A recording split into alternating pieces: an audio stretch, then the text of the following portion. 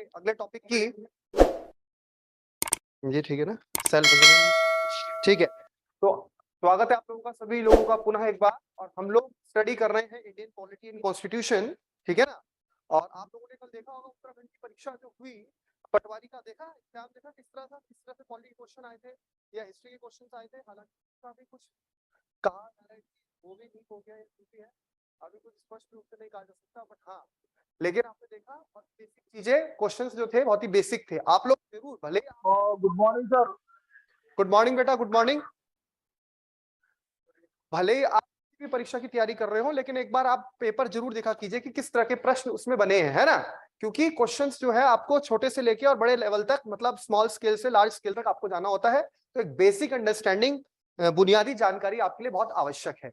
हाल फिलहाल अपनी पिछली क्लास में बच्चों हमने क्या चीज बात की थी, हमने देखा था कि जो अरस्तु हैं, अरस्तु, उन्होंने जो व्यवस्थाएं हैं, राजनीतिक व्यवस्था, उसमें उन्होंने जो वर्गीकरण किया, बहुत ही प्रासंगिक वर्गीकरण किया। और उन्होंने जो है तमाम जो वहां पर अपने क्षेत्र के संविधानों का अध्ययन किया, 158 संविधानों का जब उन्होंने अध्ययन किया, तो उसके आधार पर उन्होंने एक बात निकाली, एक निष्कर्ष निकाला कि जितनी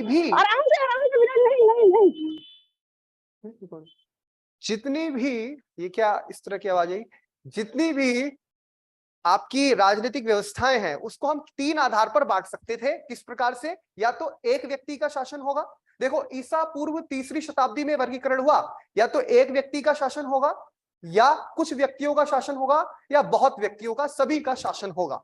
और तब से लेके आज तक इतनी सदियां बीत गई। इसके अलावा सोचिए कितनी बड़ी बात है, आज तक भी इसमें कोई चौथी चीज नहीं जुड़ी।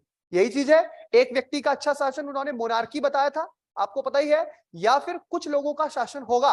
हमने पढ़ा था ना कि है, हाँ, कुछ लोगों का शासन होगा। तो और तीसरा उन्होंने बोला जहां पे मैनी, बहुत से लोगों का शासन होगा। वही चीजें हमने बात की थी, और उसके अंतर्गत हमने 6 प्रकार के वर्गीकरणों को देखा था। तो उसी में आज हम जो स्टार्ट करेंगे, सबसे इंपॉर्टेंट टॉपिक हमारा, और ये पूरा का पूरा आपके लिए अब आगे लगातार चलता जाएगा, दैट इज डेमोक्रेसी और लोकतंत्र। तो आज की आप तारीख डाल देंगे, आज डेट डालेंगे, और आज का आप टॉपिक लिखेंगे अपना। सर आपकी आवाज दब रही है सर। आवाज नहीं आ रही है, क्या बोल रहे हैं? आवाज आपकी दब रही है सर, दब रही है, रुक रुक के आ रहे हैं सर। एक सेकंड चेक कर रहे हैं। देखो अब थोड़ा ठीक होगी, अब वॉइस क्लियर है? नहीं सर, सुरेंद्र सर को एक बार बोल देंगे सर तो बना देंगे। एक दिन ऐसा है प्रॉब्लम और अब देखिए, अब ठीक आ रही है आवाज?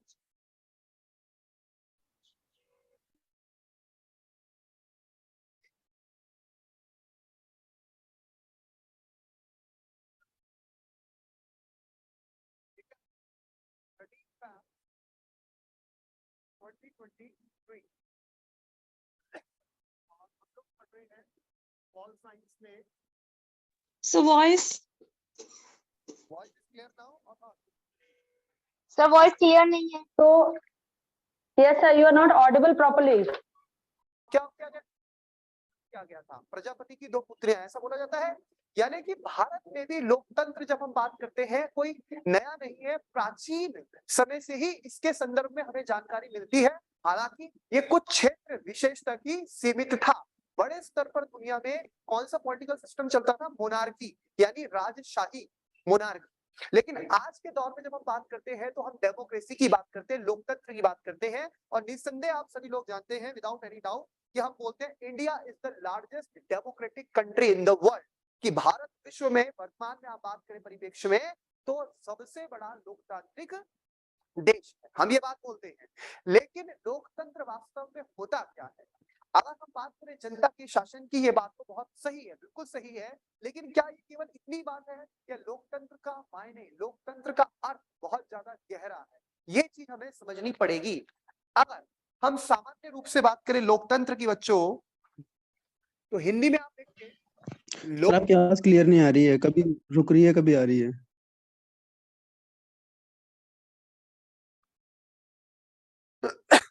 क्या किया जा सकता है फिर इसमें?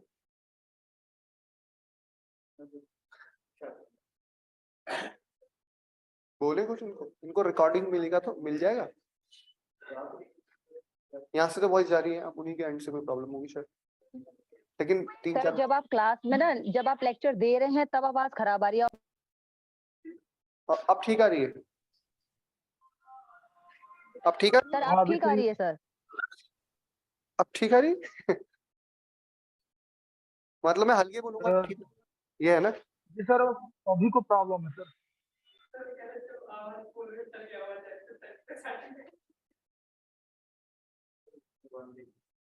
ठीक है, चलिए आप ही आप कोऑपरेट कीजिए, है ना? आपको जैसा भी सुनाई दे रहा है, अदरवाइज तो फिर क्या करें, है ना? और कोई अभी कोई रास्ता भी नहीं है, देयर इज नो अल्टरनेटिव यहां से, क्योंकि सब कुछ सही है। ठीक है, चलिए लोकतंत्र की जब हम बात कर रहे हैं, देखो इसको अगर हम हिंदी में सामान्य देखें, ये दो शब्दों से मिलकर बना है, लोक धन तंत्र। यही हम बात कर रहे हैं, यही हम बात कर रहे हैं। लोक का मतलब क्या है यहाँ पर? प्रजा या जनता, प्रजा या जनता, पीपल। तंत्र का मतलब है व्यवस्था। कैसी व्यवस्था? शासन व्यवस्था, पॉलिटिकल सिस्टम है ना। लोकतंत्र क्या है? राजनीतिक व्यवस्था है। यानी लोकतंत्र की जब हम बात करते हैं तो लोकतंत्र अर्थात वह राजनीतिक व्यवस्था जहां पर जनता का शासन होता है। स्पष्ट शब्दों में हम ये बोल सकते हैं कि लोकतंत्र वह राजनीतिक व्यवस्था है जहां पर जनता का शासन होता है। अब वो प्रत्यक्ष होता है, अप्रत्यक्ष होता है, वो आगे उसका वर्गीकरण होता है, लेकिन हम स्पष्ट रूप से एक बुनियादी अगर समझ लेके चले तो it is the system where people, जहां पर जो रूल है that is done by the people या रूल ऑफ पीपल, ये हम बोलते हैं। इसी को अगर हम इंग्लिश में देखें तो इंग्लिश में जो हम शब्द का प्रयोग करते हैं वो है डेमोक्रेसी। कौन सा शब्द है? डेमोक्रेसी, जिसको अगर आप देखें एंशिएंट ग्रीक में लैटिन से जो शब्द आया है, इसको आप तोड़ेंगे तो ये बन जाएगा डेमोस प्लस क्रेटिया। इसका संधि विच्छेद जिसको आप बोलते हैं हिंदी में, इस प्रकार से होता है। और यहाँ पर डेमोस का मतलब क्या है बच्चों? पीपल, लोग। और क्रेटिया का मतलब क्या है? रूल, यानी दी रूल ऑफ पीपल। यानी लोकतंत्र क्या है? लोगों का शासन। यह आपको एग्जैक्टली कॉपी कर लेना है, जैसे लिखा है बिल्कुल आपको लिख लेना है कि लोकतंत्र अर्थात लोक धनतंत्र, दैट मींस जनता का शासन, या एक ऐसी शासन व्यवस्था जो कि किसके द्वारा है? जनता के द्वारा है। आगे आप इब्राहिम लिंकन की डेफिनेशन भी जानते हैं। दूसरी चीज है डेमोक्रेसी। डेमोक्रेसी अगर हम इंग्लिश में बोले तो democracy, democratic government, democratic political system, तमाम तरह की बातें होती हैं। वो शब्द आया है यहीं से, जिसमें हम देखते हैं डेमोस प्लस क्रेशिया, जिसका मतलब होता है पीपल। डेमोस का मतलब होता है पीपल और क्रेशिया का मतलब क्या है? रूल। यानी कि हम बोल सकते हैं क्या? रूल ऑफ पीपल, जनता का शासन, जनता का शासन। अब जनता कौन है? हम लोग की जनता है। अगर हम भारत में बात करें तो वी आर द पीपल, हम लोग, हम लोगों का शासन। लेकिन हम लोगों का शासन कैसे होगा?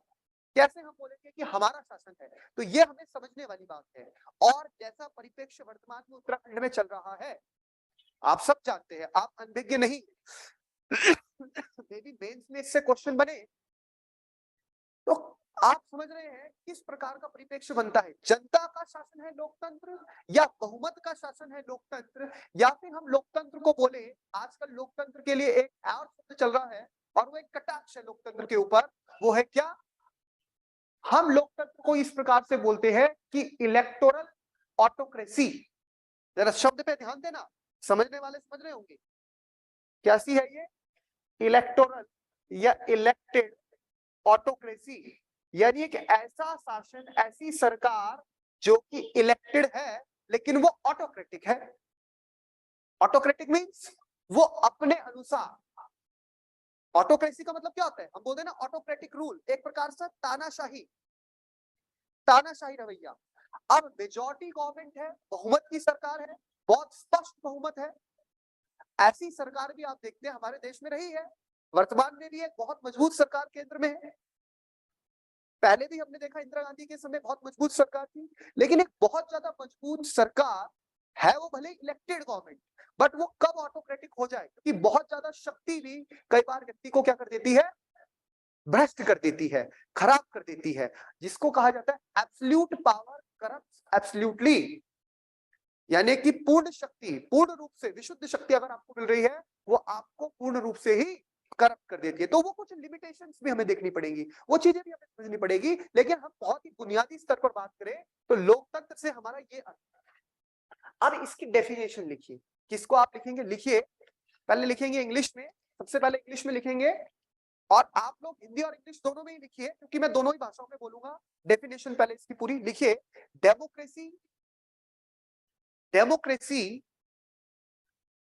is a political system. Democracy is a political system. Democracy is a political system where people have rights. Where people have rights. People have rights. Right means adhikar. To choose their own government, where people have right to choose their own government, and that government is answerable to the people.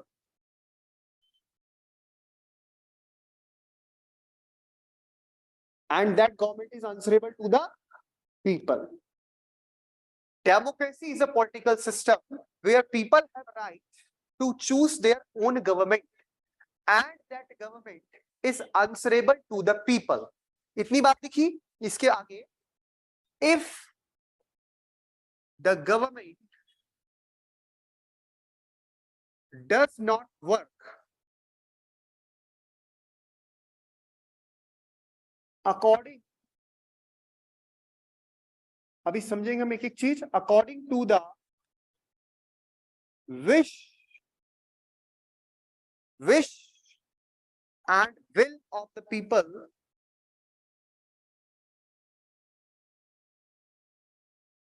if the government does not work according to the wish and will of the people, then people have rights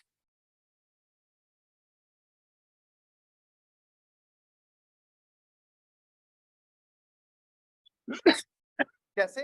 To change that government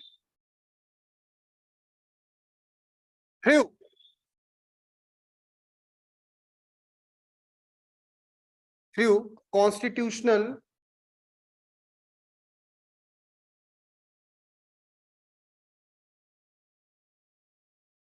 peaceful means of elections. सबसे बड़ी बात होती है प्रशासनिक सेवाओं में धैर्य। धैर्य, धैर्य समझते हैं? आपको अपने अंदर एक प्रकार से है, क्या बोलना चाह रही हूँ यहाँ पर? पीपल क्या गए? People, that people have rights to change that government through the constitutional and peaceful means of elections. आपके अंदर एक प्रकार से पेशेंस होना बहुत जरूरी है। आप देख रहे हो ना किस प्रकार का तनाव का माहौल है अभी, तो संयम बरतना बहुत आवश्यक होता है प्रशासनिक सेवाओं में खासकर। उसी प्रकार आपको पढ़ते हुए और समझते हुए चीजों के अंदर एक संयम होना चाहिए। आपके अंदर एक प्रकार से आपको पेशेंस रखना है कि कैसे धीरे धीरे चीजों को हमें समझना है, बहुत ज्यादा आतुर नहीं होना होता है ना। तो हमने क्या लिखा? Democracy is a political system where people have right to choose their own government and that government is answerable to the people. If the government does not work according to the wish and will of the people, that people have right to change that government through the constitutional peaceful means of elections. लिख दिया? ये आपने लिखा अंग्रेजी में, इसका हिंदी में लिखेंगे। हिंदी में लिखे, लोकतंत्र एक ऐसी शासन व्यवस्था है, या लोकतंत्र शासन की एक ऐसी व्यवस्था है, जैसा भी आप लिखना चाहे। लोकतंत्र एक ऐसी शासन व्यवस्था है जहां पर, लोकतंत्र एक ऐसी शासन व्यवस्था है जहां पर लोगों के पास ये अधिकार है, जहां पर लोगों के पास ये अधिकार है कि वह अपनी सरकार स्वयं चुन सके। जहां पर लोगों के पास ये अधिकार है कि वह अपनी सरकार स्वयं चुन सके, स्वयं चुन सके। लोकतंत्र एक ऐसी शासन व्यवस्था है जहां पर लोगों के पास ये अधिकार है कि वह अपनी सरकार स्वयं चुन सके, स्वयं चुन सके, और वह सरकार लोगों के प्रति उत्तरदायी होती है, और वह सरकार लोगों के प्रति उत्तरदायी होती है। उत्तरदायी मीन्स आंसरेबल, रिस्पॉन्सिबल, अकाउंटेबल, और वह सरकार लोगों के प्रति उत्तरदायी होती है, और वह सरकार लोगों के प्रति क्या होती है? उत्तरदायी होती है। पूर्ण विराम। लिख दिया। अगर सरकार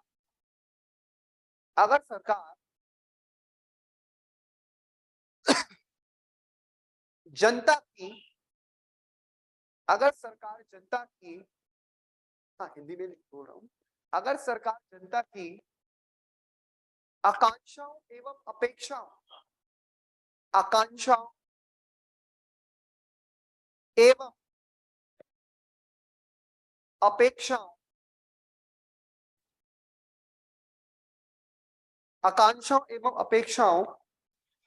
के अनुरूप कार्य नहीं करती, आकांक्षाओं एवं अपेक्षाओं के अनुरूप कार्य नहीं करती, आकांक्षाओं एवं अपेक्षाओं के अनुरूप कार्य नहीं करती, तो जनता के पास ये अधिकार है,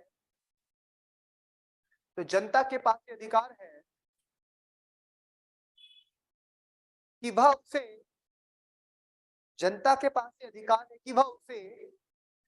उसे शांतिपूर्वक संवैधानिक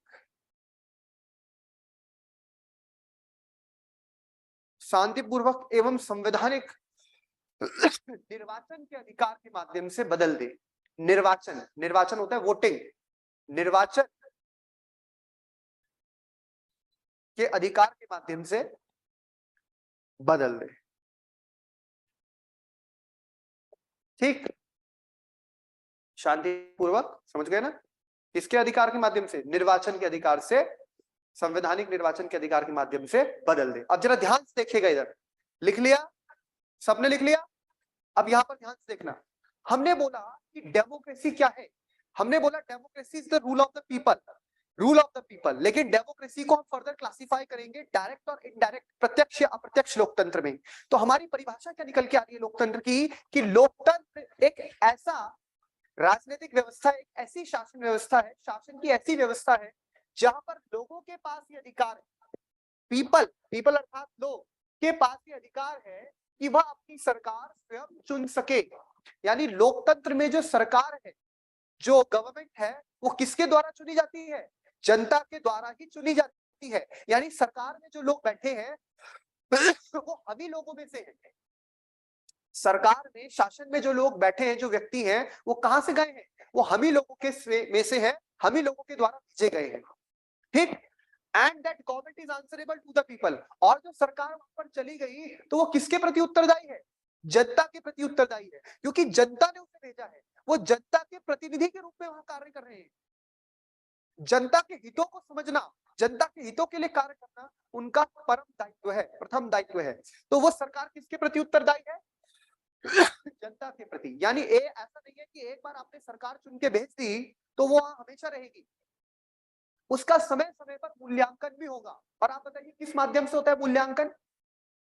जैसे आपने पहली कक्षा पढ़ी, दूसरी कक्षा पढ़ी, तीसरी कक्षा पढ़ी, तो एक के बाद एक हर साल आपका एग्जाम होगा।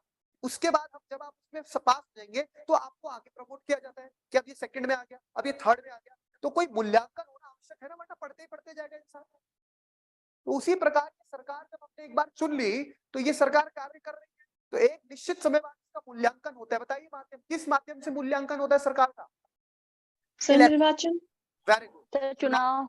बहुत बढ़िया। चुनाव के माध्यम से क्या होगा? सरकार का मूल्यांकन, चाहे वो कितनी शक्तिशाली सरकार हो, चाहे आप उसको लोकसभा की 543 में से 500 सीटें दे दें, पर यह नहीं है कि वो हमेशा रहेगी। उसको एक निश्चित समय बाद उस अग्नि परीक्षा से गुजरना पड़ेगा जिसको हम सामान्य भाषा में क्या बोलते हैं, इलेक्शन। इलेक्शन। तो यहां पर क्या लिखा है कि that government is answerable to the people, वो सरकार लोगों के प्रति उत्तरदायी है, यानी सरकार जनता के प्रति आंसरेबल है, अकाउंटेबल है, उसके ऊपर कंट्रोल है, लिमिट है।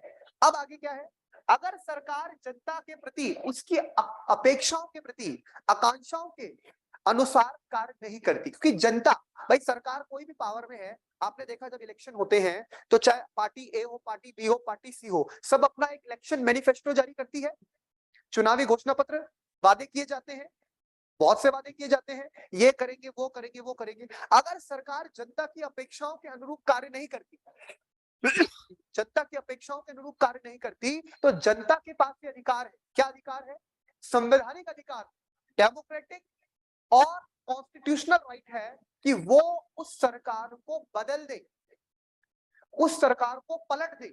किस माध्यम से, चुनाव के माध्यम से, वोटिंग का जो अधिकार है आपके पास, राइट टू वोट, उससे आप उस सरकार को पलट सकते हैं। ना आपको कोई क्रांति करनी है, ना कोई ब्लड शेड है। आप देखिए दुनिया में कई ऐसी शासन व्यवस्था है, कई जगह ऐसा हम देखते हैं, राजनीतिक का रूप इतना विकृत हो चुका है कि लोगों को तमाम बड़े स्तर पर आंदोलन करने पड़ते हैं। खुद देखिए हमने अंग्रेजों को भारत से भगाने के लिए कितना संघर्ष करना पड़ा, उस पूरी शासन व्यवस्था को यहाँ से उखाड़ फेंकने के लिए हमारे कितने ही जो नौजवान थे, हमारे कितने साथी थे, उनके प्राण गए, यानी वो इस देश के लिए शहीद हुए, अपने प्राणों की आहुति उन्होंने इस देश की आजादी के लिए, उस स्वतंत्रता संग्राम में दे डाली। तो यानी कि अगर हम बात करें लोकतंत्र में, तो लोकतंत्र में कोई कितनी भी बुरी सरकार हो या अच्छी सरकार हो, हर सरकार का एक निश्चित समय बाद मूल्यांकन होगा। चाहे ये वर्तमान की सरकार हो, उत्तराखंड की सरकार जो जनता पर डंडे बरसा रही है या बेरोजगार युवाओं पे, तो ये हमेशा के लिए सरकार नहीं रहती, इसको वहां पर पहुंचाया भी जनता ने है और सरकार को उतार भी जनता सकती है। यानी कि सरकार की ताकत, सरकार का वो जो पूरी पावर है वो हम ही के द्वारा दी गई है। हमारे द्वारा कैसे, क्योंकि हमने एक समझौता किया है, हमारा एक कॉन्ट्रैक्ट है। जब हम कॉन्स्टिट्यूशन पढ़ेंगे देखेंगे constitution is act as a contract between the state and the people, यानी कि संविधान एक समझौता है, किसके बीच में, सरकार के बीच में, यानी स्टेट के बीच में, और जनता के बीच में, उनके बीच में एक समझौता है। तो अगर वो सरकार जनता की अपेक्षाओं के अनुरूप कार्य नहीं कर रही है, जन भावनाओं के अनुरूप कार्य नहीं कर रही है, तो फिर उस सरकार को हटाया जा सकता है। और किस माध्यम से हटाया जा सकता है, चुनाव के माध्यम से। यानी आपको कोई क्रांति करने की आवश्यकता नहीं है, आपको कोई ऐसा संघर्ष नहीं करना पड़ेगा कि आपको बिल्कुल वहां पर जो है संसद भवन में जाना पड़ रहा है या प्रधानमंत्री कार्यालय में जाना पड़ रहा है, सीएम हाउस में जाना पड़ रहा है, नारेबाजी करनी पड़ रही है, कोई बहुत बड़ा आंदोलन करना पड़ रहा है। इलेक्शन के माध्यम से, इलेक्शन आप समझते हैं डेमोक्रेसी का एक बहुत ही खूबसूरत पार्ट है, जिसको बोला जाता है कि elections are like the part of, it is the fair of democracy. Fair समझते हैं, मेला, लोकतंत्र का चुनाव का एक प्रकार का मेला है। लेकिन हमारी बुद्धि आज इतनी संकीर्ण हो चुकी है, यानी भारत में लोकतंत्र, लोग क्या समझते हैं कि बस चुनाव हो रहे हैं वही लोकतंत्र है। क्या केवल चुनाव होना लोकतंत्र होता है कि बस हमने एक बार सरकार चुन ली, अब बार वोटिंग आ गई, वोट का टाइम आ गया, अब हमने 2022 में वोट दिया, अब 2024 में वोट देंगे, फिर 2027 में वोट देंगे, फिर 2029 में वोट देंगे, और हमारा देश दुनिया का सबसे बड़ा लोकतांत्रिक देश है। यानी अभी तो हमने लोकतंत्र को समझा ही नहीं, अभी तो हमने लोकतंत्र को जाना ही नहीं है। यानी ये केवल चुनाव, हम लोग यहीं तक तो सीमित है, क्योंकि भारत अभी बहुत ही प्राइमरी फेज में, भले ही आप देख रहे हैं भारत को आजाद हुए 75 वर्ष से ऊपर हो गया है ना, भारत ने हाल ही में अपना गणतंत्र दिवस मनाया, लेकिन हम लोग आज भी क्या लोकतंत्र को सही मायने में समझे हैं, वो चीज हमें समझनी पड़ेगी, जाननी पड़ेगी। आपको पता है कैसे पॉलिटिकल पार्टीज हमारी जन भावनाओं को बुनाती हैं। आज इतना सरकारी नौकरियों का रोना है, इतने विभागों में जॉब्स खाली हैं, ये लगातार जॉब क्यों नहीं निकालते, ये लगातार हर समय पर, हर साल एक निर्धारित समय पर पीसीएस परीक्षा, लोअर पीसीएस, तमाम तरह की परीक्षाएं क्यों नहीं होती? क्योंकि आपको पता है लोकतंत्र में जनता की भावनाएं बहुत महत्वपूर्ण है और जनता की भावनाओं के साथ खिलवाड़ भी होता है। इतनी सारी नौकरियां हैं, वो सारी नौकरियां चुनावी वर्ष में ही कैसे निकालते हैं, ये आप समझ रहे हैं? यानी जनता खुद भी सजग नहीं है। धर्म का ऐसा मुद्दा बना दिया जाता है कि जनता उन भावनाओं में बह जाती है। कुछ ऐसे मुद्दे उठाए जाते हैं, कोर इश्यूज, उन्हें पता है ना कि लोकतंत्र में जनता ने ही वोट देने हैं, लेकिन जनता की भावनाओं को, उनकी अपेक्षाओं को, उनके हृदय की जो भावना है उनको कैसे बुनाया जाए, इस मामले में हमारी पॉलिटिकल पार्टीज बहुत ज्यादा आगे, उनकी सोच बहुत ज्यादा आगे। तो क्या ये लोकतंत्र है? क्या ये सही मायने में लोकतंत्र है? लोकतंत्र का मतलब क्या केवल चुनाव में वोट डाल देना और हम 18 साल के हैं, 18 साल से ऊपर के हम वोट डाल देने हैं, बस ये हमारे देश में बहुत बड़ा लोकतांत्रिक देश है, 90 करोड़ से ज्यादा जनता जो है इलेक्टोरल रोल में है, वो वोट डालती है। What is this? This is very primary part या early phase of the democracy. We are not mature enough, हम अभी उतने मैच्योर नहीं है जैसे वेस्टर्न डेमोक्रेसीज हैं या जैसे आपका यूनाइटेड स्टेट्स ऑफ अमेरिका की डेमोक्रेसी है। ये हमें अंतर समझना पड़ेगा। उम्मीद है आपको इतनी बात समझ में आ गई होगी। अब इसके बाद बहुत से विद्वानों ने लोकतंत्र को लेकर अलग अलग परिभाषाएं दी हैं। बहुत से विद्वानों ने, डाइसी हैं, सीले हैं, सबने अपनी अपनी डेफिनेशन दी। अरस्तु ने तो सबसे पहले आपको पता है इस बारे में बताया। लेकिन दुनिया भर में जो सबसे ज्यादा प्रोमिनेंट, जो सबसे ज्यादा प्रसिद्ध और हर जगह पढ़ाई जाती है, वो कौन सी परिभाषा है? जो अब्राहम लिंकन ने दी। किसने दी? Abraham Lincoln. कौन थे अब्राहम लिंकन? कौन थे Abraham Lincoln? Who was Abraham Lincoln? Sir America के पहले राष्ट्रपति पहले नहीं है। अमेरिका के पहले? नो सर, पहले नहीं है। अमेरिका के 16th प्रेसिडेंट, 16वें राष्ट्रपति, 16th प्रेसिडेंट थे अमेरिका के। और अमेरिका में डेमोक्रेसी की जो रूट्स को और ज्यादा मजबूत किया, the credit goes to this man Abraham Lincoln. He was assassinated later. जो 1860s का पूरा अर्ली 1860s का पीरियड था, he was the president of the United States. और इनके द्वारा जो लोकतंत्र की परिभाषा दी, अभी आप जानते हैं बाइडेन साहब वहां पर राष्ट्रपति है, 46वें राष्ट्रपति है। और पहले राष्ट्रपति कौन थे अमेरिका में? पहले जॉर्ज वॉशिंगटन। कौन थे? जॉर्ज वॉशिंगटन, जिनके नाम पर कैपिटल भी है वॉशिंगटन डीसी। ठीक है। 16th प्रेसिडेंट थे अब्राहम लिंकन। अभी कौन है? Joe Biden. उनसे पहले ट्रंप थे, उनसे पहले ओबामा थे, है ना, उनसे पहले क्लिंटन थे, बुश थे, फिर क्लिंटन थे, ऐसे बहुत से प्रेसिडेंट हुए। अब अब्राहम लिंकन की हम बात करें, अभी हमें अमेरिका के राष्ट्रपति नहीं पढ़ने, हमें केवल ये समझना है कि लोकतंत्र के बारे में इन्होंने क्या कहा। इन्होंने बोला democracy is the government of the people.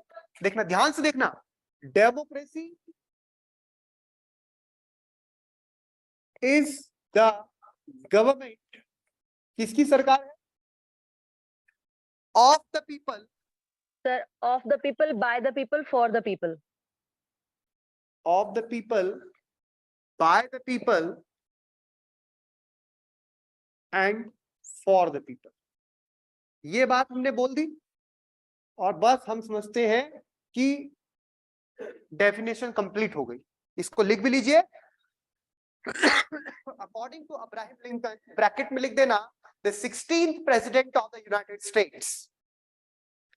According to Abraham Lincoln, Abraham Lincoln के अनुसार, ब्रैकेट में लिख लेना कोष्टक में, अमेरिका के 16वें राष्ट्रपति, ब्रैकेट बंद, लोकतंत्र जनता के लिए और जनता के द्वारा सरकार है। जनता के लिए, जनता के द्वारा, of the people, for the people and bye the people. स्पष्ट कर सकते हैं इसको, क्या मतलब है इसका? यस, एनीवन, आप बताएंगे?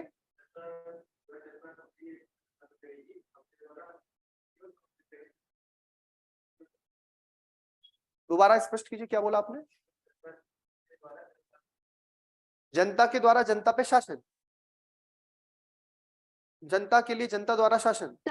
सर जनता की इसलिए क्योंकि इसमें जो प्रतिनिधि जाते हैं वो जनता द्वारा निर्वाचित किए हुए जाते हैं सर, इसलिए। सर जनता के लिए इसलिए क्योंकि जो लोकतांत्रिक सरकार है वो पूरी तरीके से जनता के प्रति उत्तरदायी होती है, उन्हें हर चीज के लिए आंसरेबल होना पड़ता है। और सर जनता द्वारा भी इसीलिए सर क्योंकि जनता ही उनको निर्वाचित करके भेजती है, और अगर वो उनके अपेक्षाओं पे, आकांक्षाओं पे खरे नहीं उतरते तो उनको वो हटा भी सकते हैं दोबारा से। ठीक है, बहुत उत्तम, बहुत बढ़िया। आप बताना चाह रहे हैं कुछ? हाँ, ठीक है, आपने ये आज तक पढ़ा होगा। ठीक है, आज मैं आपको इसके दूसरे एंगल की तरफ ले जाऊंगा, यानी इसको आप दूसरे प्रकार से कैसे सोचेंगे। दरअसल लिंकन ने जो बोला, तीन जो इसमें आप समझ रहे मेन वर्ड्स आ रहे हैं, है ना, ऑफ, फॉर और बाय। द पीपल तो कॉमन है ना, यानी ये शब्द अंग्रेजी के जो शब्द आपको दिख रहे हैं यहाँ पे, ऑफ, बाय और फॉर, ये तीन शब्द ही तो महत्वपूर्ण है। जब मैं बात कर रहा हूं, ध्यान से देखिए, आप जरा ध्यान से समझने का प्रयास करें। जब मैं बात कर रहा हूं ऑफ द पीपल, यानी जनता की सरकार, हम जब बात कर रहे हैं स्पष्ट रूप से हम जान रहे हैं, हमारे दिमाग में पहले से है, यानी कि हम रिप्रेजेंटेटिव डेमोक्रेसी की बात कर रहे हैं। किस प्रकार का प्रतिनिधित्व लोकतंत्र, यानी जहां पर जनता डायरेक्ट शासन नहीं कर रही है, जनता के प्रतिनिधि शासन कर रहे हैं, नहीं कर रहे, हमारे द्वारा चुने गए प्रतिनिधि जो हमारे ही द्वारा वहां पर भेजे गए हैं शासन करने के लिए संसद में या राज्य के विधानमंडलों में, जिनको भेजा गया चुन के, तो वही तो हमारे पे शासन कर रहे हैं। तो यहां पर पहला शब्द आया of the people. Of the people का मतलब क्या होता है? ऑफ द पीपल, लोगों की सरकार। इसका मतलब ये जो सरकार है किसका, एक आप बोल सकते हैं मिरर इमेज है, रिफ्लेक्शन है समाज का। किसका मिरर इमेज है? समाज का। मुझे एक बात बताइए, क्या समाज में, समाज मतलब सोसाइटी में सारे लोग एक समान हैं? समाज में कोई व्यक्ति गरीब हो सकता है, कोई व्यक्ति अमीर हो सकता है, कोई व्यक्ति बहुत ज्यादा पढ़ा लिखा हो सकता है, कोई व्यक्ति कम पढ़ा लिखा हो सकता है, कोई व्यक्ति अनपढ़ भी हो सकता है, कोई व्यक्ति बहुत ज्यादा पैसे वाला है, उद्योगपति है, कोई बिल्कुल बेरोजगार है। समाज में स्त्री भी है, समाज में पुरुष भी है, समाज में अलग अलग वर्ग बने हैं, यानी कि जातिगत आधार पर देखें ब्राह्मण है, क्षत्रिय है, वैश्य है, शूद्र है। अगर हम पंथ के आधार पर देखें हिंदू है, मुस्लिम है, सिख है, ईसाई है। जब हम बात करते हैं सरकार की, गवर्नमेंट की, तो गवर्नमेंट का मतलब ऑफ द पीपल, लोगों की। तो जो सरकार बनेगी, सरकार से हमारा मतलब है जो हमारी संसद बनेगी, वो संसद में जिस प्रकार से समाज में अलग अलग लोग हैं, जाति के आधार पर, धर्म के आधार पर, लिंग के आधार पर, भाषा के आधार पर कितना डाइवर्जन है, उसका रिफ्लेक्शन ही होना चाहिए किसमें? गवर्नमेंट में। यानी अब्राहम लिंकन का ये मानना था, उनका जो द्वारा कथन दिया गया, उसका अर्थ ये है कि जो सरकार बनेगी उसमें समाज का रिफ्लेक्शन, यानी सरकार में भी लोग इस प्रकार से होने चाहिए कि सरकार में धनी भी है तो सरकार में गरीब भी है, सरकार में अमीर भी है तो सरकार में गरीब भी है, सरकार में महिला भी है, सरकार में पुरुष भी है, सरकार में हिंदू भी है, सरकार में मुसलमान भी है, सरकार में तेलुगु बोलने वाला भी है, संस्कृत बोलने वाला भी है, हिंदी बोलने वाला भी है। यानी parliament is the epitome of the society. Very very important point. जो हमारी संसद बनेगी ना, तो संसद समाज का ही एक आईना है, वो उसकी एक परछाई है। भाई मैं हूं, आप हैं, 135 करोड़ लोग, कोई डिसीजन ले सकती है? एक साथ हम इकट्ठा हो सकते हैं कहीं? हम नहीं ले। हमने क्या चुना है? सरकार चुनी है। सरकार यानी कि हमारा सरकार, हमारा रिप्रेजेंटेशन कहाँ जाता है? संसद में। संसद इस पूरे भारत के लोगों को ही तो रिप्रेजेंट कर रही है, तो संसद में रिप्रेजेंटेशन भी तो, अगर केवल एक ही जाति के लोग हैं वहां, एक ही धर्म के लोग हैं, एक ही लिंग के लोग हैं, एक ही प्रकार शिक्षा प्राप्त वाले लोग हैं, एक ही वर्ग के लोग हैं, तो क्या ये रियल डेमोक्रेसी होगी? बिल्कुल नहीं, कतई। तो यहां पर हमने समझा बहुत बड़ा अर्थ है, बहुत बड़ा अर्थ है। यानी कि यहां पर ये ऑफ द पीपल की जो बात आ रही है, ये रिप्रेजेंटेशन के लेवल पे आ रही है। किस लेवल पे आ रही है? रिप्रेजेंटेशन। यानी जिस प्रकार से समाज में अलग अलग वर्ग है, अलग अलग वर्गों का रिप्रेजेंटेशन है और वो डिफरेंट क्राइटेरिया के आधार पर हो सकता है, उसी प्रकार हमारी जो संसद है उसमें भी वो रिफ्लेक्ट होना चाहिए। संसद is the part of the organ of the government, state, you know. बात समझ में आई? तो केवल ये बोल देना ऑफ द पीपल, जनता की, जनता में भी आप देखते हैं डाइवर्सिटी है हमारे, जनता में भी एक ही प्रकार के लोग नहीं है, जनता में भी अलग अलग भाषा है, धर्म है, जाति है, शिक्षा है, लिंग है। तो उस आधार पर ही मतलब उसका रिप्रेजेंटेशन, जैसा सोसाइटी है उस सोसाइटी के अकॉर्डिंग जैसे बनती ना कॉपी बनती है, वैसी कॉपी होनी चाहिए। कहां पर? समझ में आया कोई concept? Yes, online students, yes, सबको समझ में आ गया? यानी पार्लियामेंट सैंपल, जैसे सैंपल होता है ना, sample, parliament is the sample of the society, it should be like that. वो ऐसी होनी चाहिए। और इसीलिए आप देखते हैं हमारे पार्लियामेंट में हम बात करते हैं, जैसे आज हमारी संसद है, संसद में देखो हमारे देश में महिलाओं की संख्या कितनी है, लगभग पूरी आधी आबादी महिला है। मतलब हम ये बोले कि अगर 100 लोग हैं तो 100 में से 50 पुरुष है, 50 महिला है। क्या पार्लियामेंट में उतने ही नंबर में महिला है? क्या 50% ऑफ द पार्लियामेंटेरियंस महिलाएं हैं? खुद सोचिए आप। तो अभी हम डेमोक्रेसी में कहां लैग कर रहे हैं? हम 33% रिजर्वेशन बिल महिलाओं के लिए नहीं ला पा रहे पार्लियामेंट में, 33% भी नहीं ला पा रहे हैं। तो यहाँ पे तो यानी कि हमारी पार्लियामेंट में तो मेल डोमिनेशन है, पुरुष प्रधानता है। ये सिंपल सी बात होगी। क्या आबादी में जिस संख्या में मुस्लिम वर्ग है, सिख वर्ग है, क्या उसी संख्या में संसद में हमें दिखता है रिप्रेजेंटेशन? अब ये खुद सोचने वाली बात है। इसलिए आपको डेटा चाहिए, डेटा आपको निकालना पड़ेगा, आपको देखना पड़ेगा। आप पढ़ाई कर रहे हैं तो आपको इस स्तर पे जाना पड़ेगा। यहाँ पे कि अब्राहम लिंकन साहब ने क्या बोला, ऑफ द पीपल, यानी representation, that parliament should be the epitome of the society. Parliament में जो लोग हैं वो क्या है, सैंपल साइज है। ठीक है, एक सेकेंड में पानी पीता हूं, आप इस चीज को नोट कीजिएगा।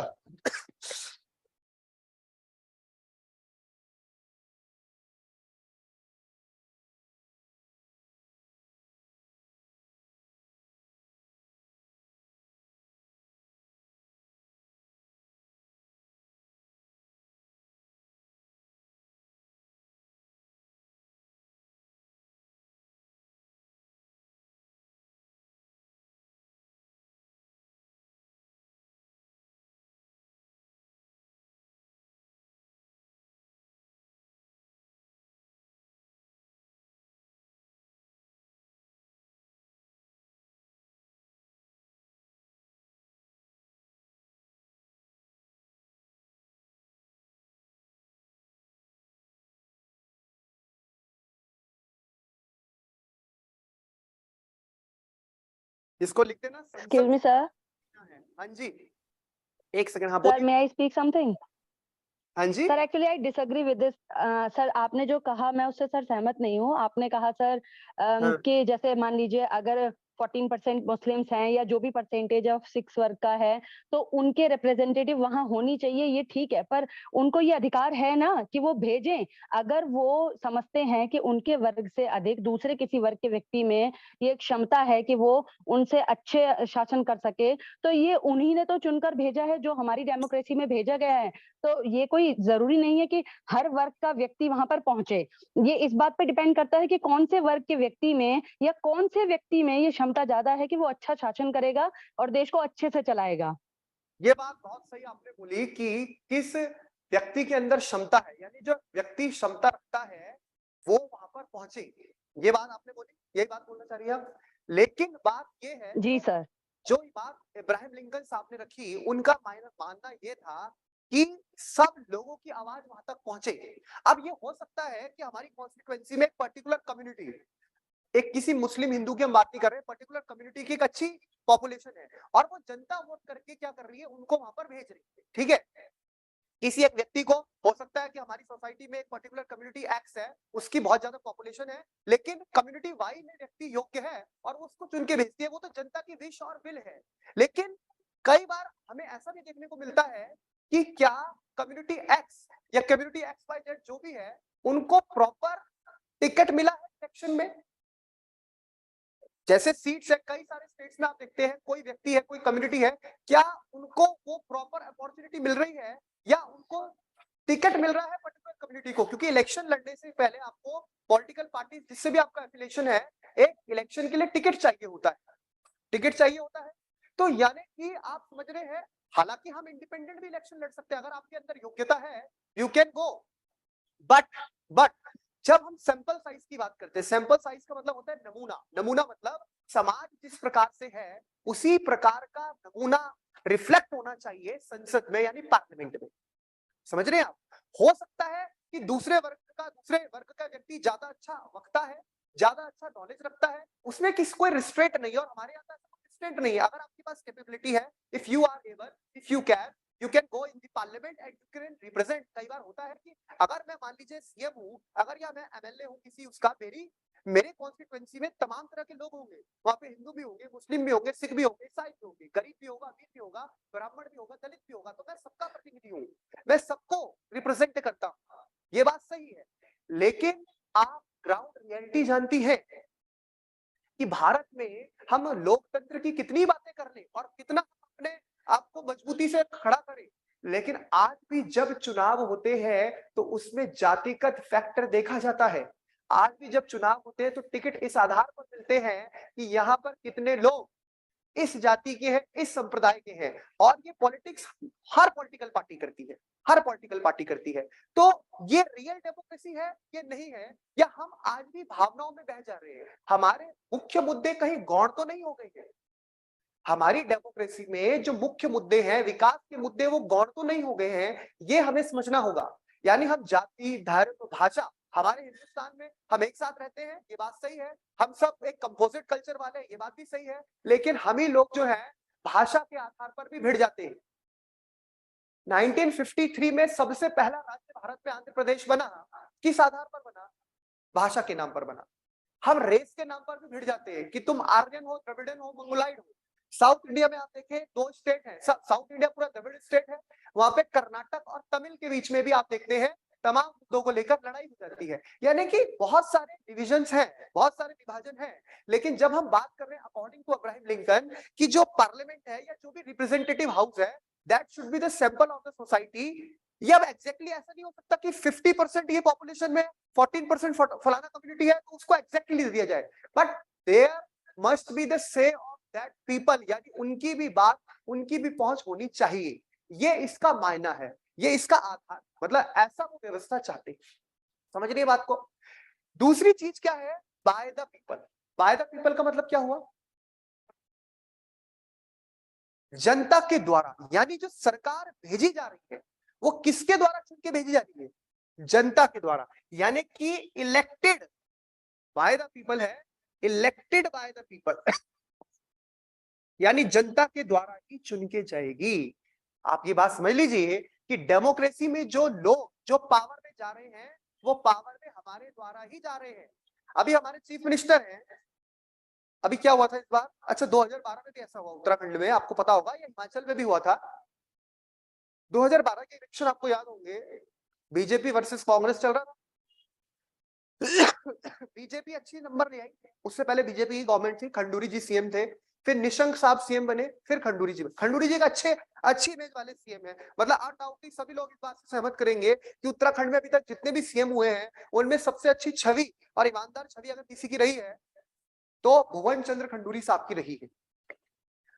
खंडूरी जी सीएम थे, सारे लोग जीत गए, मतलब उन्होंने बहुत प्रयास किया, उस वक्त नारा लगा था खंडूरी है जरूरी उत्तराखंड में, लेकिन खुद खंडूरी जी अपनी ही विधानसभा कोटद्वार से उस टाइम इलेक्शन लड़ा था उन्होंने, कोटद्वार विधानसभा का चुनाव हार गए। यानी ये बात हो गई कि कैप्टन ने शिप को तो साइड लगा दिया लेकिन कैप्टन खुद डूब गया, ये वाली बात हुई।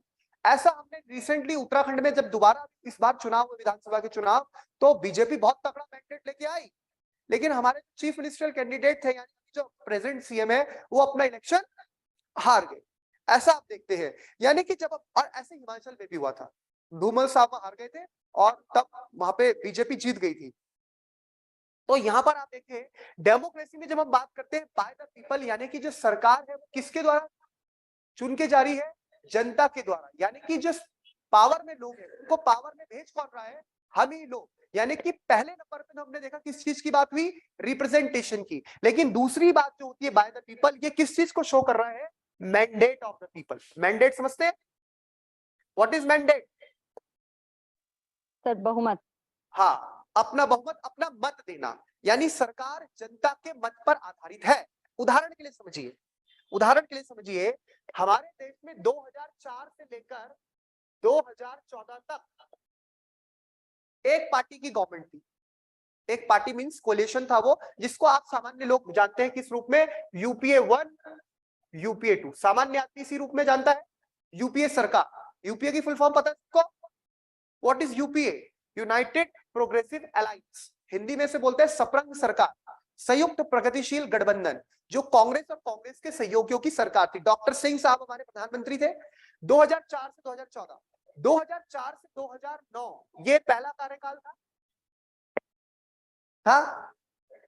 इस दौरान सरकार ने बहुत से कार्य किए, अच्छा कार्य किया, और फिर दोबारा 2009 में इसी सरकार को चुन लिया गया और अगले 5 साल के लिए चुना गया। यानी डॉक्टर मनमोहन सिंह लगातार 2 बार भारत के प्रधानमंत्री रहे, नहीं रहे? 2004 से 2009 की सरकार ने जो काम किया कहीं ना कहीं जनता उस पर खुश रही होगी।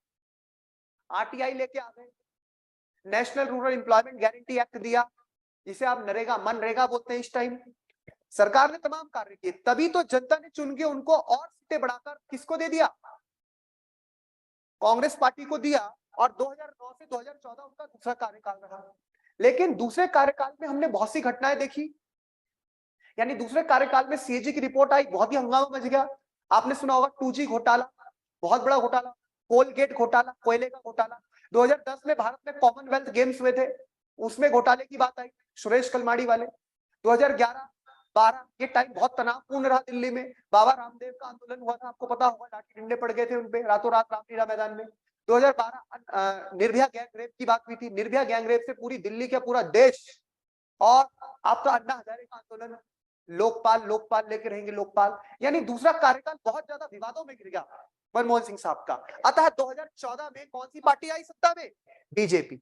और ये हिंदुस्तान के इतिहास में 30 साल बाद हो रहा था।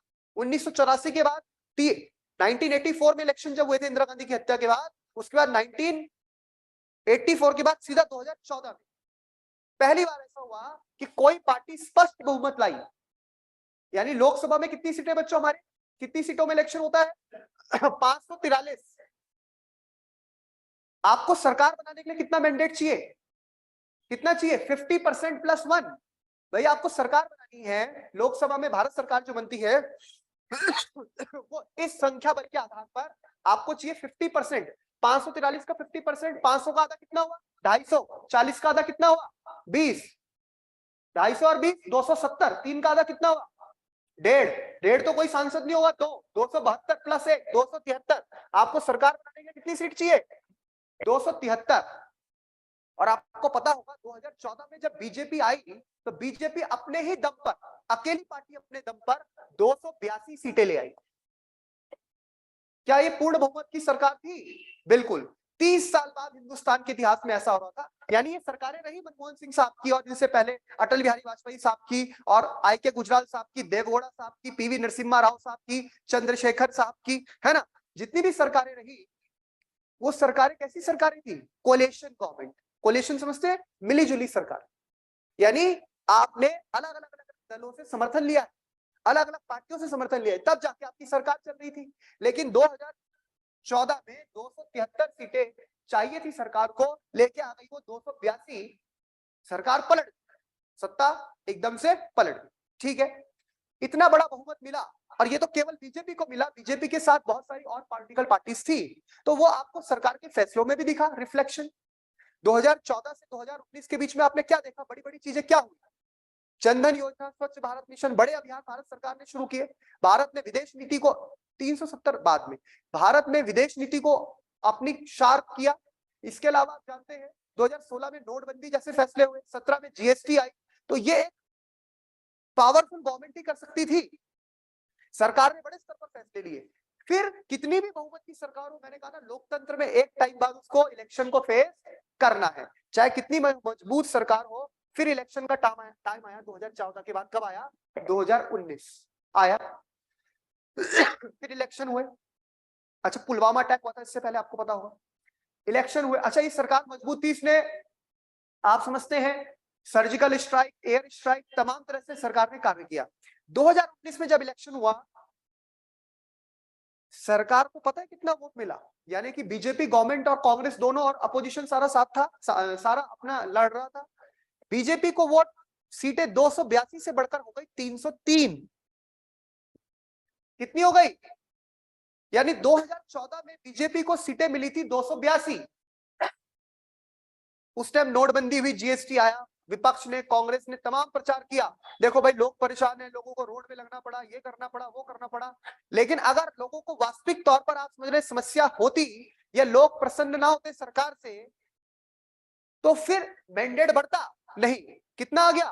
303, यानी केवल बीजेपी लाई 303। अगर आप उसकी सहयोगी पार्टियां जोड़ दो, यानी जो कोलिशन में एनडीए में, तो वो सीट 353 गई।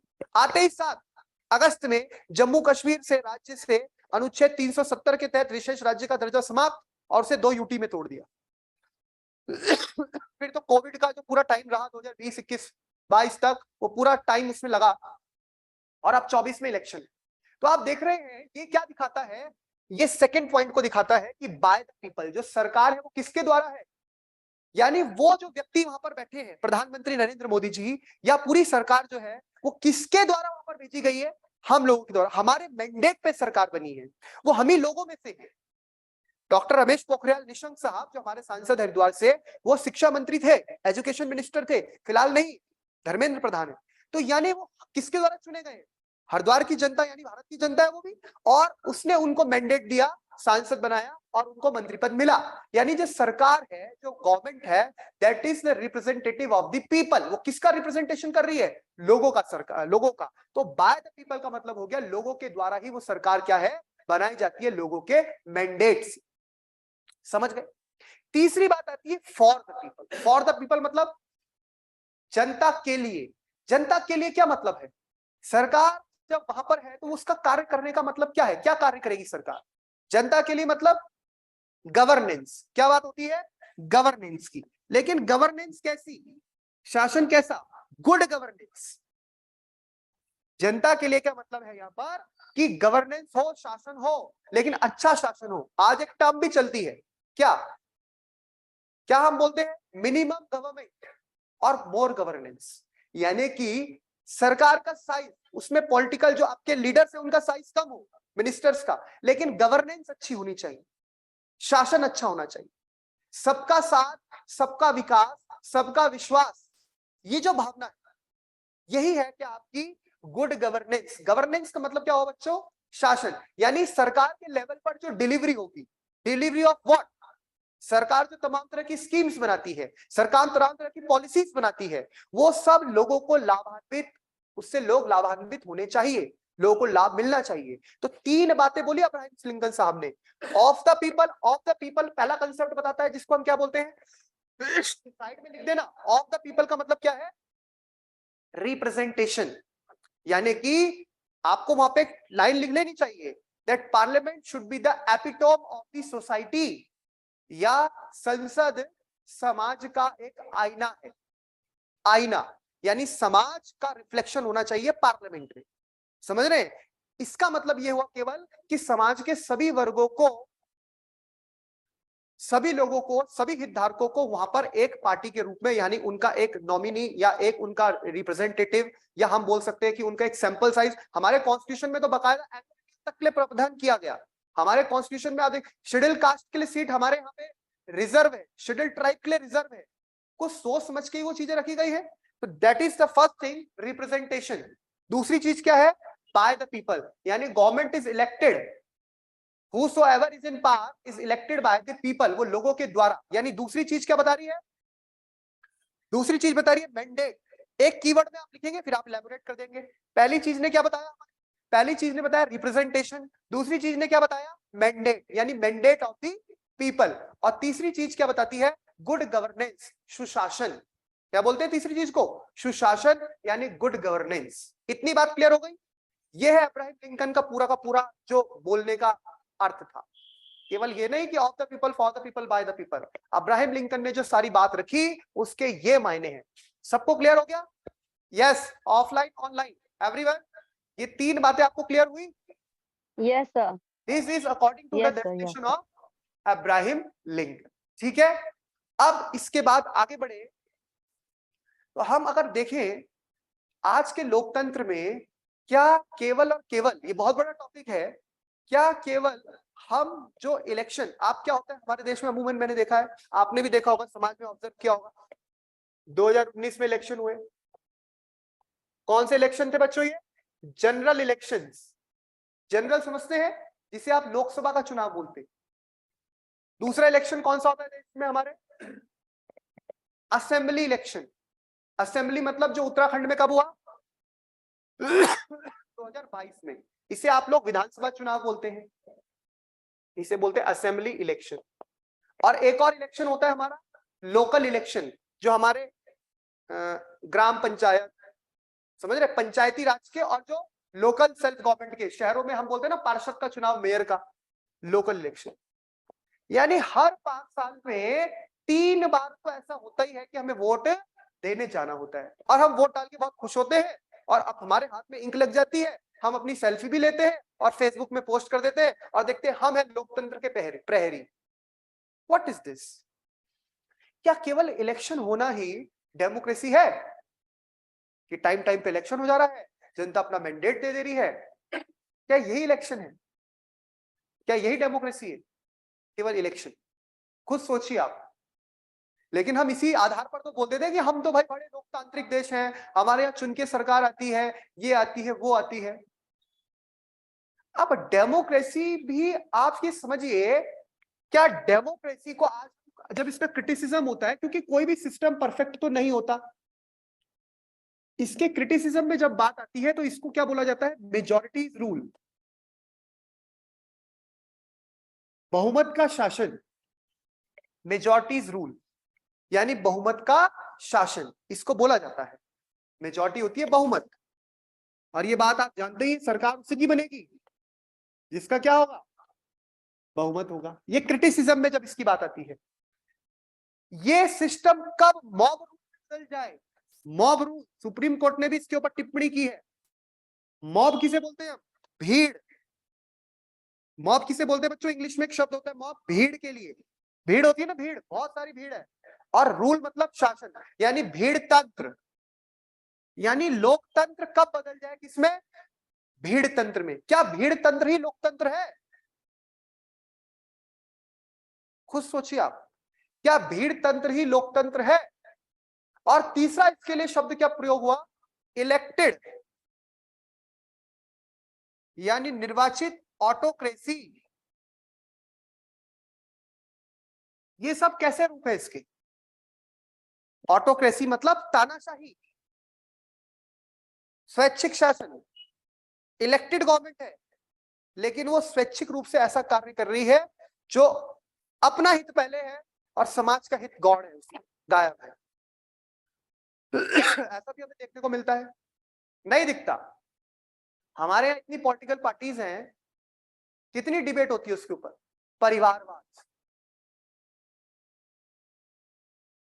चाचा मंत्री, भतीजा मंत्री, कोई फलाना सीएम, कोई कहीं भेज दिया, कोई कहीं भेज दिया। अब भेज तो हम रहे, इलेक्ट तो हम कर रहे हैं। एक ही परिवार के 5-5, 6-6, 7-7 लोग पॉलिटिक्स में है। तो पॉलिटिक्स में होना क्या उनका डेमोक्रेटिक राइट नहीं है? डेमोक्रेटिक राइट है, डेमोक्रेटिक राइट है। अब जैसे वही बात हमारे बॉलीवुड में भी आती है। हर चीज के 2 पहलू है ना। अगर मान लीजिए मैं एक्टर हूं और मेरा बेटा बहुत अच्छी एक्टिंग करता है, तो उसको एक्टर बनने से हम रोक दें क्या? नहीं रोक सकते। लेकिन एक टर्म होती है क्या? परिवारवाद। परिवारवाद, क्या लोकतंत्र में परिवारवाद है? अच्छा, और फिर अपने लोकतंत्र को कंपेयर करना, जब आप लोकतंत्र की बात कर रहे हैं, अभी एक मैम हमसे क्वेश्चन भी कर रही थी, क्योंकि किसी चीज में हम सहमत होते हैं, किसी में नहीं होते, यही तो अच्छी चीज है, यही तो डेमोक्रेसी है कि हम किसी चीज में सहमत हैं, किसी चीज में नहीं। यही लोकतंत्र की खूबसूरती है, यह एक चीज पे आप डिफरेंट व्यू पॉइंट्स आ सकते हैं। हमारे देश में कोई व्यक्ति कितना पॉपुलर हो, कितनी बार प्रधानमंत्री बन सकता है, राष्ट्रपति बन सकता है? कोई लिमिट है? एक व्यक्ति चाहे बार-बार इलेक्शन जीत रहा है, जीत रहा है, जीत रहा है, जीत रहा है, जीत रहा है, क्या बन जाए? है प्रधानमंत्री बन रहा है, सरकार में आ रहा है। कोई व्यक्ति 10-10 साल, 20-20 साल, नेहरू जी 17 साल प्रधानमंत्री रहे।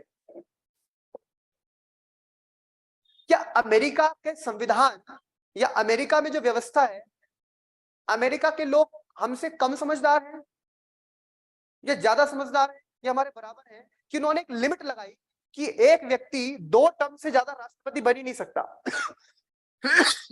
चाहे वो कितना पॉपुलर हो। बराक ओबामा इतने पॉपुलर रहे, इस जिंदगी में वो कभी दोबारा अमेरिका के राष्ट्रपति नहीं बन सकते। 2 टर्म, यानी 4 साल की एक टर्म होती है, 4 और 4 8 साल। 8 साल से ज्यादा वहां कोई व्यक्ति प्रधानमंत्री नहीं होता, वहां राष्ट्रपति, राष्ट्रपति नहीं रह सकता, यानी सरकार का मुखिया। ये क्या बात है? हम भी डेमोक्रेसी है, वो भी डेमोक्रेसी है। अंतर देख रहे हैं आप? हम पार्लियामेंट्री डेमोक्रेसी है, वो प्रेसिडेंशियल डेमोक्रेसी। क्या आप मुझे बताइएगा, ऑनलाइन और ऑफलाइन स्टूडेंट सभी लोग जरा ध्यान से देखना, क्या डेमोक्रेसी का मतलब केवल यह है कि चुनाव यानी इलेक्शन के द्वारा चुनी सरकार, या ज्यादा बड़ी बात क्या है लोकतंत्र में? या लोकतंत्र का मतलब है नागरिक, या मैं बोलूं व्यक्ति की स्वतंत्रता? कौन सा पक्ष मजबूत होगा इसमें? लोकतंत्र का मेन मायना क्या है? बिल्कुल क्या? नागरिक और व्यक्ति की स्वतंत्रता है। बहुत बढ़िया, वेरी गुड, वेरी गुड। यानी कि सबसे मेन इंपॉर्टेंट एस्पेक्ट क्या है? नागरिक और व्यक्ति की स्वतंत्रता। व्यवस्था कोई खराब नहीं होती, डिपेंड करता है व्यवस्था चलाने वाले कैसे लोग हैं। इसी देश से संविधान के इसी संविधान के माध्यम से देश में सुचारू राजनीतिक व्यवस्था चल रही है। इसी संविधान के माध्यम से इंदिरा गांधी जी ने अनुच्छेद 352 का प्रयोग करके देश में राष्ट्रीय आपातकाल लगा दिया। प्रेस में censorship, fundamental rights cartel, opposition arrest. हम डेमोक्रेसी में हैं, हमारे पास फंडामेंटल राइट्स हैं, कॉन्स्टिट्यूशनल राइट्स हैं। और वो इंदिरा गांधी सरकार भी किसके द्वारा चुनी गई? किसके द्वारा चुनी गई? जनता के द्वारा ही चुनी गई। 1971 के जो इलेक्शंस हुए थे। लेकिन जब सरकार पे अपने पे बनाई, इलाहाबाद हाईकोर्ट का फैसला आया। इलाहाबाद हाईकोर्ट आपने पढ़ा होगा, आपने पढ़ा है 1975 की इमरजेंसी का कारण क्या बना? इंदिरा गांधी की जब अपनी सरकार खतरे में आ गई तो संविधान को एज अ इंस्ट्रूमेंट इस्तेमाल करते हुए आर्टिकल 352 को प्रेसिडेंट से इन्वोक करा दिया गया। अब आप सोचिए, बाबा साहब भीमराव साहब ने भी कहा है संविधान कोई अच्छा या बुरा नहीं होता, ये डिपेंड करता है कि उसको चलाने वाले लोग कैसे हैं। खुद सोचिए आप, व्यवस्था खराब या सही होती है, व्यवस्था चलाने वाले लोग कैसे हैं। आप कैसे उस दृष्टि को देख रहे हैं? हर चीज के अच्छे पक्ष भी हैं, खराब पक्ष भी हैं। तो सबसे इंपॉर्टेंट बात है, हम लोग क्योंकि अभी लोकतंत्र को कल हम और आगे डिस्कस करेंगे, हम लोग क्योंकि अभी लोकतंत्र के किस लेवल पे आ रहे हैं, जो बहुत ही प्राइमरी लेवल पे बात होती है, यानी जहां पर चुनाव के द्वारा चुनी सरकार, और हम लोग इसको ही लोकतंत्र मान लेते हैं। लेकिन लोकतंत्र का ये तो बहुत ही प्रारंभिक स्तर है। एडवांस लेवल पर आप जाए तो वो लोकतंत्र है जहां पर सरकार, जैसे आप देखते हैं न्यूजीलैंड में, जैसे आप यूरोपियन कंट्रीज में देखते हैं, जहां पर जनता सीधे सीधे पॉलिसी मेकिंग में सरकार को इन्फ्लुएंस करती है। आम बजट आया, जनरल बजट आया, बजट किसके लिए? हम लोगों के लिए। हमसे पूछा जाता है कि क्या प्रावधान होने चाहिए, नहीं होने चाहिए। क्यों नहीं पूछा जाता? हम लोग बेवकूफ हैं? सर मैं कुछ कहूं? सर इसलिए नहीं पूछा जाता क्योंकि हम नहीं सर, बेवकूफ नहीं है सर, हम कभी एक मत पर हो ही नहीं सकते सर। सर 140 करोड़ की आबादी है, ये अगर हमसे पूछा जाएगा तो बजट कभी बन ही नहीं पाएगा, ये भी सर सच है। बहुत बढ़िया, बहुत बढ़िया, छोटी बहुत छोटी बढ़िया। बातों पर भी सहमत नहीं होते। हाँ बिल्कुल सही बात। लेकिन दूसरी तरफ हमारी सरकार, अभी आपने देखा हमारी सरकार क्या लोकतंत्र को उस स्तर पर ले जा रही है कि प्रधानमंत्री जी, कई बार ऐसे मुद्दे आते हैं ना कि हम ये पॉलिसी लाने वाले हैं, या हम परीक्षा पे चर्चा करेंगे, या हम इस बार ये मन की बात में करेंगे। तो आप बताइए जनता क्या मुद्दे हैं? आपने देखा है, अरे इवन बिग बॉस जैसे आप या कोई आप वो देखते हैं, प्रोग्राम देखते हैं, पब्लिक ओपिनियन एक चीज होती है। कोई भी आप न्यूज भी देखिए, जनता की राय इस मुद्दे पर, जनता की राय यानी public opinion. Does public opinion matters? और ये हमारे देश में बहुत ही आप देखिए किस लेवल पे है, अभी शुरू हो रहा है। हम डेमोक्रेसी में इलेक्शन ही नहीं कि बस ये तो एक पक्ष हो गया कि इलेक्शन है, इलेक्टोरल कॉलेज है, इलेक्शन कमीशन ने इलेक्शन कराने हैं, सिंबल बांटने हैं, इलेक्टोरल कॉलेज बनाना है, इतने नाम डालने हैं, दैट इज वन लेवल। हम हायर लेवल पे जाएं तो yes we are the people जो कि इन्फ्लुएंस कर सकते हैं किसको, सरकार को। क्योंकि देखो डेमोक्रेसी में पब्लिक के पास बहुत पावर है। याद कीजिए 2012 में जब निर्भया गैंगरेप हुआ उसके बाद कितना प्रेशर आया गवर्नमेंट में, इतनी भीड़ सड़कों पे आ गई, इतनी भीड़ सड़कों पे आ गई, यानी सरकार को दिख गया कि जनता क्या चाह रही है। इतनी जल्दी अमेंडमेंट तो कभी हिंदुस्तान के इतिहास में हुआ ही नहीं, कानून में इतना बड़ा बदलाव नहीं हुआ। यानी जनता की ताकत, विश और will of the people matters. कोई ऐसा इशू आ जाए, होता है सेंसिटिव इशू आता है, पूरा देश एक साथ आ गया है, और सरकार चलती किसके आधार पर है, जनता से ही है सरकार। सरकार को ही पता है कितनी जल्दी उन्होंने अमेंडमेंट किया कानून में, क्योंकि एक भावना देश में बनी। समझ रहे हैं आप? यानी कि, और ये हमारे देश में ही नहीं, हमारे देश में तो अभी बढ़ रहा है लेवल। इसको हम आगे टर्म के रूप में जानेंगे, पार्टिसिपेटरी डेमोक्रेसी। पार्टिसिपेटरी डेमोक्रेसी का मतलब होता है हमारा कितना एक्टिव पार्टिसिपेशन है, हमारा जो प्रभुत्व वर्ग है, बुद्धिजीवी वर्ग है, वो कितना सोचता है समाज के बारे में। और इसीलिए आप देखिए हम लोग अभी यहीं फंसे हैं क्योंकि हम शुरुआत कर रहे हैं। लेकिन आप देखिए दुनिया में, यूरोप में देखिए आप, ये वेस्ट में देखिए क्या क्या बात होती है। यहीं तक नहीं रुके, लोकतंत्र का मतलब क्या नहीं कि चुनाव हो रहे हैं, बात होती है वहां पे किस चीज की आता है ना हर साल, फ्रीडम इंडेक्स। फ्रीडम इंडेक्स, आपके यहां पर प्रेस कितना फ्री है, आपके यहां पर वुमेन्स के क्या राइट है, आपके यहां पर ट्रांसजेंडर्स के क्या राइट है, क्या मीडिया पूरी तरह फ्री है। आप देखो ये सारी रिपोर्ट, ये सारी चीजें, ये सारी इंडेक्स आती है, HDI आती है, ये सब कौन करता है? हम निकालते हैं ऐसे इंडेक्स। ये सब यूरोप के कंट्रीज या फिर अमेरिका। वो अमेरिका चैंपियन बना रहता है, I am the boss of democracy in the world बना रहता है। देखा है आपने? यानी कि आप समझ रहे, अब आपका दिमाग उधर जा रहा होगा, आप सोच पा रहे होंगे कि केवल इलेक्शन होना और एक सरकार चुन लिया जाना, this is not enough, this is not only, मतलब it is not the democracy, proper democracy, it is a part of democracy, it is the initial level of democracy. जब हम आगे आगे बढ़ेंगे तो हमें हर डोमेन में सोचना पड़ेगा। समझ पा रहे हैं आप? यानी पार्टिसिपेटरी डेमोक्रेसी क्या है, कैसे लोगों की विश और विल, जैसे इन मैम ने बोला, बहुत अच्छी बात बोली कि sir we have a diverse society, we have lots of opinions, we have different opinions. हमारे पास अलग अलग ओपिनियन है और हम कभी एक हो ही नहीं सकते। ये इन्होंने बात बोली इन्होंने एक बात, बहुत सही बात है कि हम लोगों के पास बहुत सारे डाइवर्स ओपिनियन है, हम लोग बहुत अलग अलग बात रखेंगे, बजट बन नहीं सकता। यानी हम लोग अपनी बात रखे जाएंगे तो रखते ही रह जाएंगे। लेकिन क्या हमें ये सोचकर कि हमारे डाइवर्स ओपिनियन है, एक ओपिनियन इनका एक ओपिनियन इनका, हो सकता है कंट्राडिक्टरी हो, बट एक सहमति, कंसेंसस जिसको हम बोलते हैं, कंसेंसस मतलब होता है आम सहमति। भारत का संविधान था, मैडम की बात का मैं जवाब दे रहा हूं जिन्होंने क्वेश्चन किया था, भारत का संविधान था, संविधान में क्या बात थी, संविधान में सबसे अच्छी बात तो यह थी क्योंकि संविधान सभा में तो बहुत सारे लोग थे, अलग अलग समाज के, अलग अलग वर्गों के, दलित, ब्राह्मण, क्षत्रिय, हिंदू, मुस्लिम, सब। कितना ज्यादा वहां सिरदर्द हो रखा था कि आप क्या बोल रहे हैं, आप क्या बोल रहे हैं, किस बात पे आप क्या बोल रहे हैं, किस बात। लेकिन सबसे पहली प्रायोरिटी हमारी क्या थी कि कोई भी जो चीजें उसमें ऐड की रही है, संविधान में जो प्रोविजंस बन रहे हैं वो सहमति से बन जाए, कंसेंसस से बन जाए। सबसे बढ़िया चीज ये होती है। और जब कंसेंसस ना मिले, यानी बहुत डिफरेंट ओपिनियन आए, तब जाके वोटिंग करा ली जाती है और फिर आता है टर्म कौन सा, मेजॉरिटी का।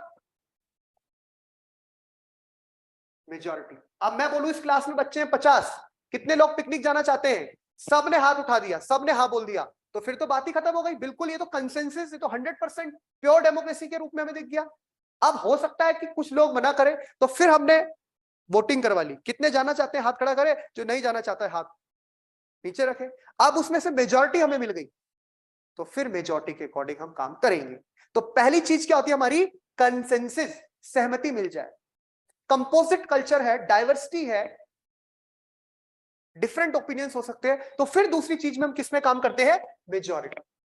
समझ रहे हैं आप भाई? मेजॉरिटी की बात, अगर आप बात कर रहे हैं उत्तराखंड में 70 विधानसभा की सीटें हैं, सपोज 40 एक पर्टिकुलर पार्टी को है, लेकिन 30 अगेंस्ट में भी तो है, लेकिन रूल किसका चलेगा?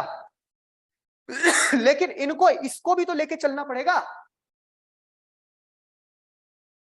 यानी सरकार तो सबकी है ना, सरकार सबको प्रतिनिधित्व करती। तो ये इसका एक वाइडर कंसेप्ट है। उम्मीद है आपको समझ में आया होगा।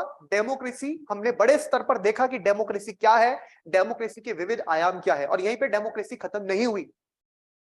डेमोक्रेसी की दो फॉर्म्स आपने पढ़ रखी हैं। एक को आप बोलते हैं क्या? Direct democracy, which is not practical और possible at this period, at this time when we have large area, when we have large population.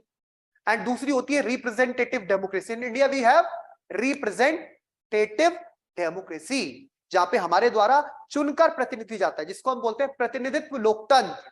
और यही आज दुनिया में आपको देखने को मिलता है। But yes, tomorrow will discuss definitely कि we have adopted certain features from UK. We have parliamentary democracy and in US we have presidential form of government. हमने क्वेश्चन भी दिया था आपको, क्या हम ज्यादा इंक्लाइंड हैं ब्रिटेन के, यूके के पार्लियामेंट्री फॉर्म ऑफ गवर्नमेंट में, या हम ज्यादा इंक्लाइंड हैं यूएस के? क्या रूल ऑफ लॉ, कानून का शासन is the most important thing, या हमारे यहां पार्लियामेंट्री सुपीरियरिटी है जैसा कि यूके में है? क्या लोकतंत्र में तंत्र का होना ज्यादा मजबूत इंपॉर्टेंट है, तंत्र मतलब सिस्टम का, या लोकतंत्र में लोगों का होना ज्यादा इंपॉर्टेंट है, लोगों का? इन सब पे हम चर्चा करेंगे बच्चे, कब? ठीक, उम्मीद है आपको। और देखो हमने कितने बढ़िया लेवल पर इसको समझा, बड़े स्तर पर हमने बात की। वरना हम सिंपल बोलते लोकतंत्र क्या, बट आपको अंडरस्टैंडिंग बढ़ानी है, आपको समझना है, उसके हर पक्ष में जाना है। और ये जितने बच्चे ऑनलाइन क्वेश्चन करते हैं, पूछते हैं, अपने ओपिनियन देते हैं, that is the very good part and the best part of democracy. आप लोग भी बोला कीजिए, सोचा कीजिए, समझा कीजिए अलग अलग पक्षों को। सही मायने में यही लोकतंत्र है, मतलब हमारी क्लास लोकतांत्रिक तरीके से चल रही है, जहां पे वो भी अपना पक्ष रखते हैं, आप लोग भी अपना पक्ष रख सकते हैं, और हम भी अपना पक्ष रखेंगे, यानी अपनी बात आपको बताएंगे। ठीक है बच्चों, मिलेंगे आपसे कल। तब तक के लिए सभी लोगों को जय हिंद, जय Bharat, Vande Mataram, God bless you all.